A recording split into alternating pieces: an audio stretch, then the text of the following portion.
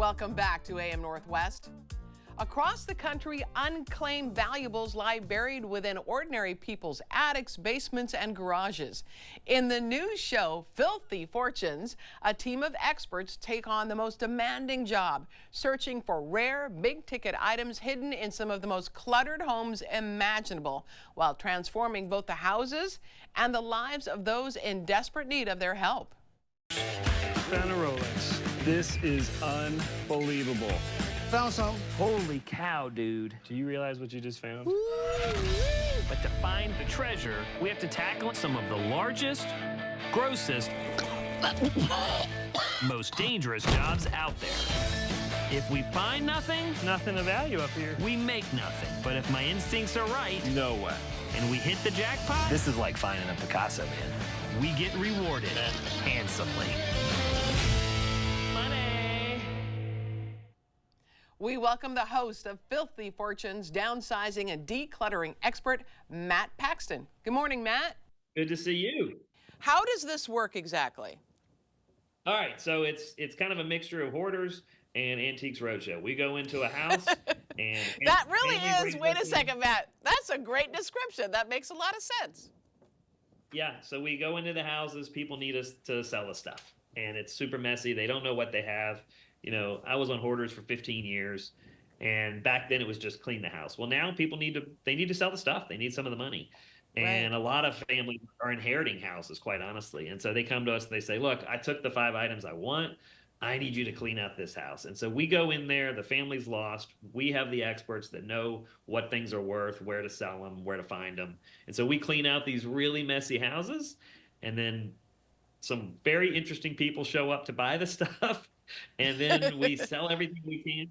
We sell everything we can. And then at the end of the show, the family has an empty, clean house, and we get to find out how much did it cost to clean it, and then how much profit did they make. You know, kind of what this says, though, is how people get stuff to think it's valuable in the future, Yeah. and then they begin hoarding and end up with all of this stuff.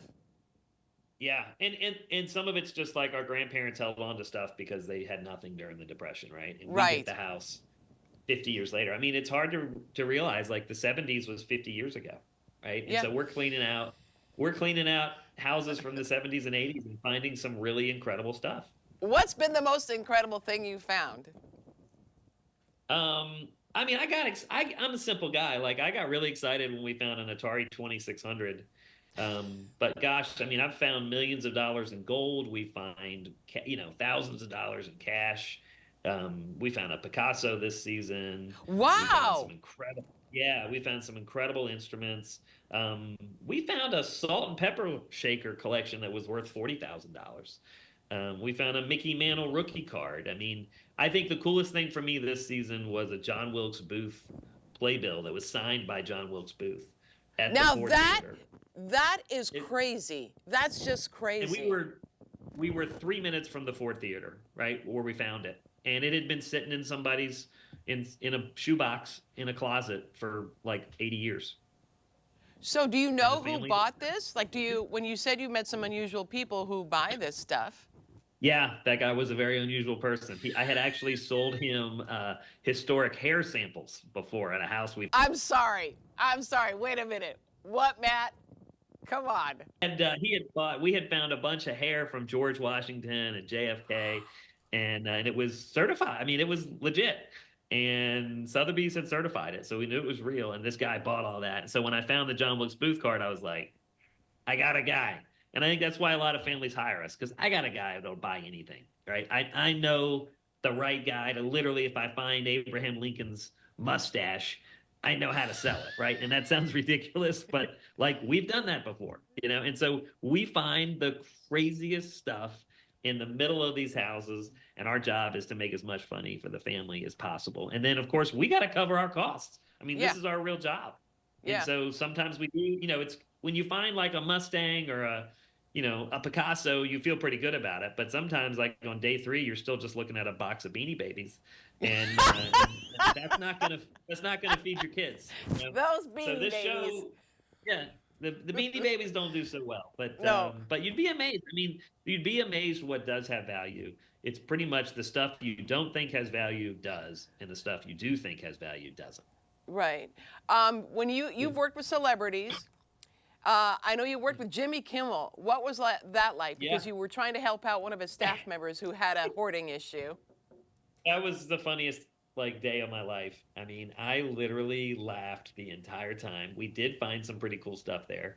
But it was, humor is a very important tool in this business because otherwise it's a pretty long day.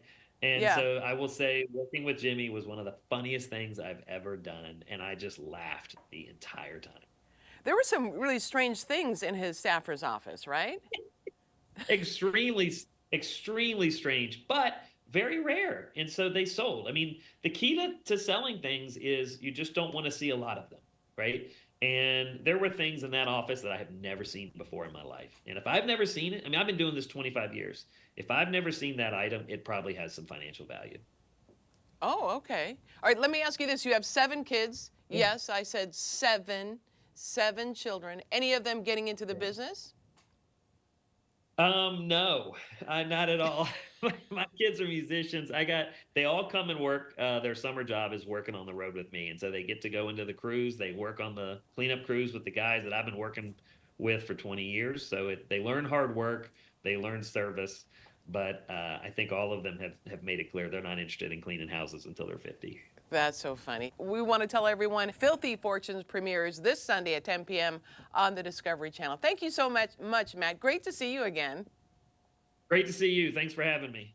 You bet. All right, we'll be right back with more AM Northwest. Don't go away.